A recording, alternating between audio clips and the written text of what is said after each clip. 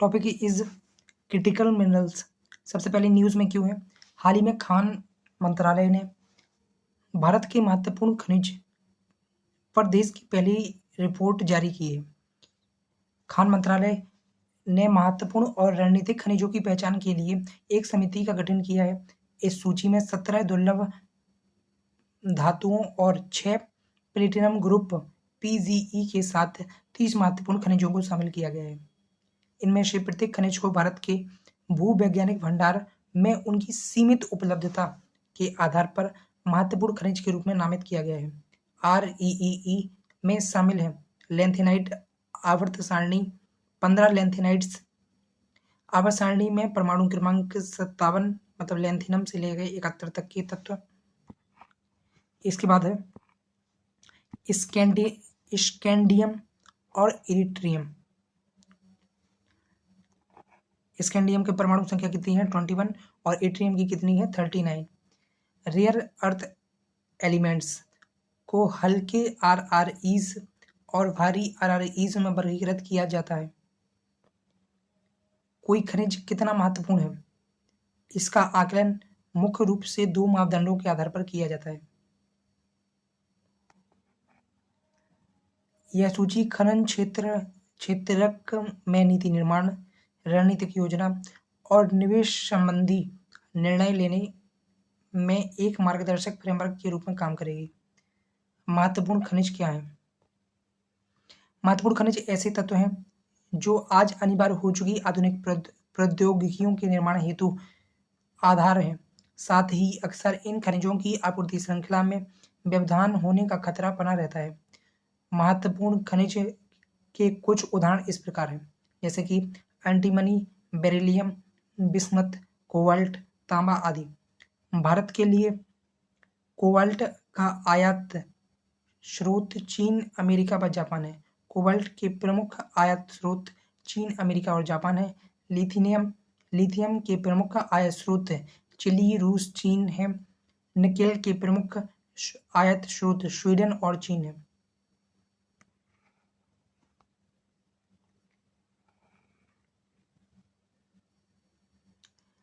इन खनिजों का इस्तेमाल अब हर जगह किया जाता है।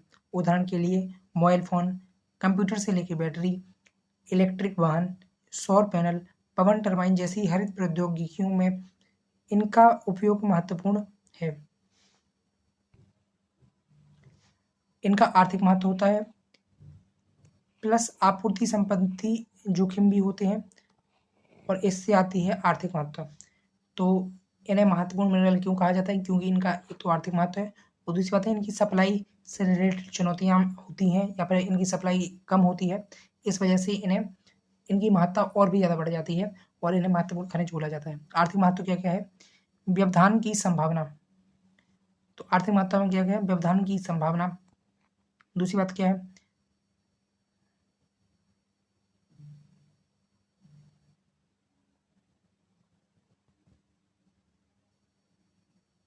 सब्स्टिट्यूबिलिटी इंडेक्स, GBA मतलब ग्लोबल सप्लाई चेन।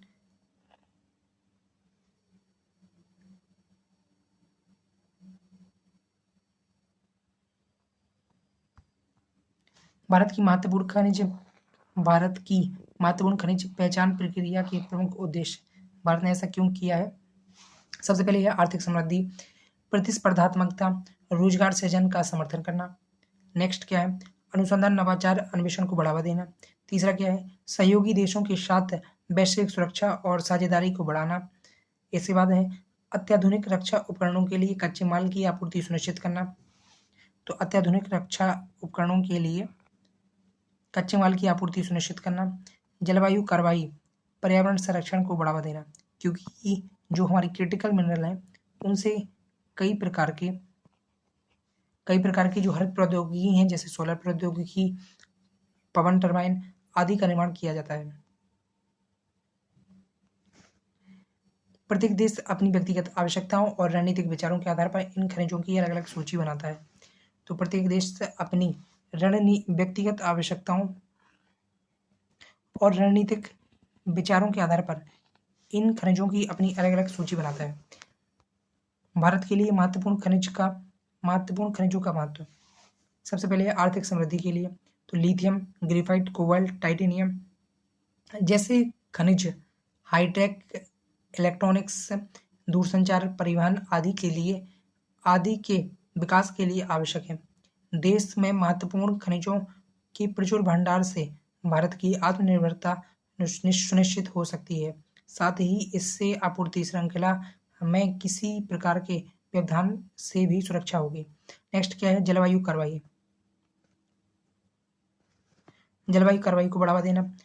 कुछ महत्वपूर्ण खनिज जलवायु अनुकूल प्रौद्योगिकी बनाने में, जैसे कि इलेक्ट्रिक वाहन, सोलर पैनल, पवन टरबाइन आदि में प्रयोग किए जाते हैं। इसलिए जलवायु संबंधी कार्रवाई में क्रिटिकल मिनरल का महत्व बढ़ जाता है। रक्षा की बात करें,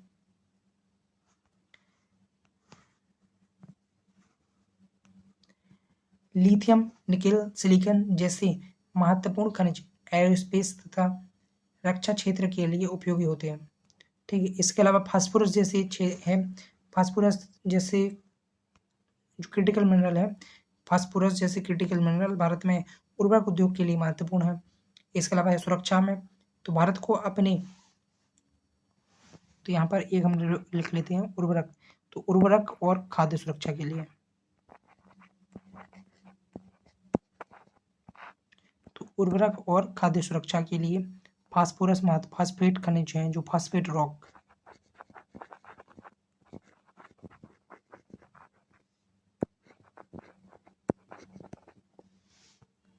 इस बाद सुरक्षा के लिए देखें, भारत को अपने भू आर्थिक लक्ष्यों, ऊर्जा सुरक्षा, नवीकरणीय ऊर्जा लक्ष्यों, खनिज ऊर्जा और 2030 तक इलेक्ट्रिक वाहन को अपनाने हेतु निर्धारित लक्ष्य को प्राप्त करने के लिए महत्वपूर्ण खनिजों की जरूरत है।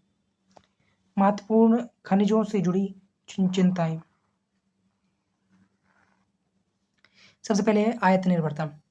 देश के विनिर्माण क्षेत्रक के लिए जरूरी कुछ महत्वपूर्ण खनिज संपत्तियां खदान के लिए अभी तैयार नहीं है। वहीं कई ऐसे महत्वपूर्ण खनिज भी हैं जिनका देश में कोई ज्ञात संसाधन मौजूद नहीं है।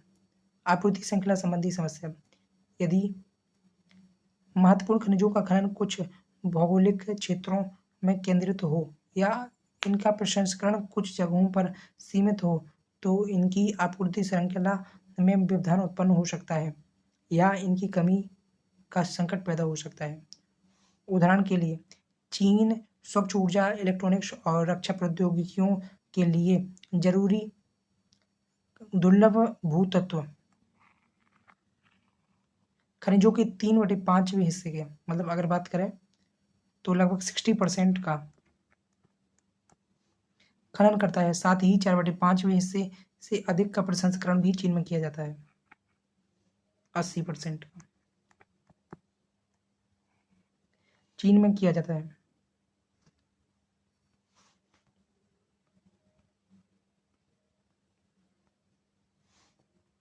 तीसरा है व्यापार नीतियां। महत्वपूर्ण खनिजों की आपूर्ति व्यापार समझौतों पर निर्भर करती है। ये समझौते घरेलू हितों से प्रभावित होते हैं। उदाहरण के लिए, इंडोनेशिया के पास विश्व में निकेल का सबसे बड़ा भंडार है। इसने कच्चे निकेल अयस्क के निर्यात पर प्रतिबंध लगा दिया है। तो इंडोनेशिया ने कच्चे निकेल अयस्क के निर्यात पर प्रतिबंध लगा दिया है क्योंकि यह अपने देश में ही निकल प्रसंस्करण उद्योग विकसित करना चाहता है। आवधिक आकलन का अभाव, भारत में जरूरी खनिजों की महत्ता, क्रिटिकलिटी का अंदाजा लगाने के लिए समय समय पर आकलन नहीं किया जाता है। इस वजह से जरूरत पड़ने पर खनिजों के लिए अधिक राशि का भुगतान करना पड़ता है। इससे जोखिम शमन की दीर्घकालिक योजनाएं प्रभावित होती हैं।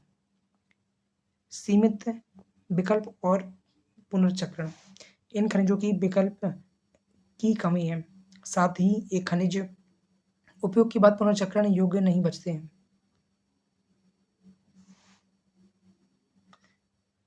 अब इसके बाद महत्वपूर्ण खनिजों के लिए भारत द्वारा की गई पहले, तो सबसे पहले Bharat Australia critical mineral investment partnership America के नेतृत्व में शुरू की गई खनिज सुरक्षा भागीदारी, जिसमें भारत भी शामिल है। तीसरा है खान और खनिज विकास और विनियमन संशोधन विधेयक। पारित हो जाने के बाद यह विधेयक पारित हो जाने के बाद यह खानों की नीलामी की प्रक्रिया में पारदर्शिता सुनिश्चित करेगा और खनन क्षेत्रों में घरेलू और विदेशी निवेश को बढ़ावा देगा। नेक्स्ट है आपूर्ति श्रृंखला लचीलापन पहल, सप्लाई चेन रिसिलियंट इनिशिएटिव, जो कि हमने भारत, जापान और ऑस्ट्रेलिया ने मिलकर की है। यह पहल इंडो पैसिफिक क्षेत्र में आपूर्ति श्रृंखलाओं के लचीलेपन को बढ़ावा देने के लिए चीन पर निर्भरता को कम करने के लिए प्रारंभ की गई है।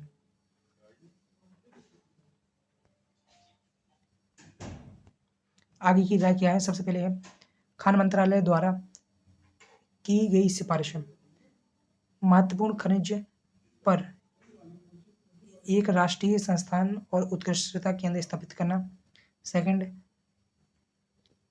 खान मंत्रालय के अधीन एक अलग विंग बनाया जाना जो कि केवल क्रिटिकल मिनरल की एक्सप्लोरेशन और उसकी सप्लाई चेन मैनेजमेंट के लिए काम करेगा। विदेशी खान परिसंपत्तियों के रणनीतिक अधिग्रहण के लिए अंतर्राष्ट्रीय एजेंसियों के साथ सहयोग करना। प्रौद्योगिकी के प्रसंस्करण और परिशोधन पर ध्यान केंद्रित करने के लिए एक अभिनव वित्त पोषण तंत्र स्थापित करना। महत्वपूर्ण खनिजों की सूची को समय समय पर अपडेट करना। आपूर्ति श्रृंखला में विविधता लाना। अब आपूर्ति श्रृंखला में विविधता कैसे लाई जा सकती है?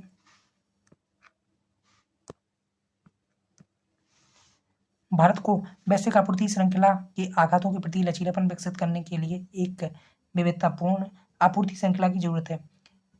इससे महत्वपूर्ण खनिजों की निरंतर आपूर्ति सुनिश्चित करने में, चीन पर निर्भरता कम करने में, रूस यूक्रेन युद्ध, कोविड-19 महामारी जैसी बाधाओं से निपटने में भी मदद मिलेगी।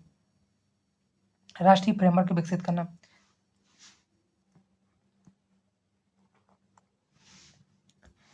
भारत सरकार को लिथियम सहित महत्वपूर्ण धातुओं के भंडार के स्रोत पर राष्ट्रीय फ्रेमवर्क तैयार करने की आवश्यकता है। इससे लिथियम सेल के स्वदेशी विकास में तेजी लाने और एक विश्वसनीय मूल्य श्रृंखला बनाने में मदद मिलेगी।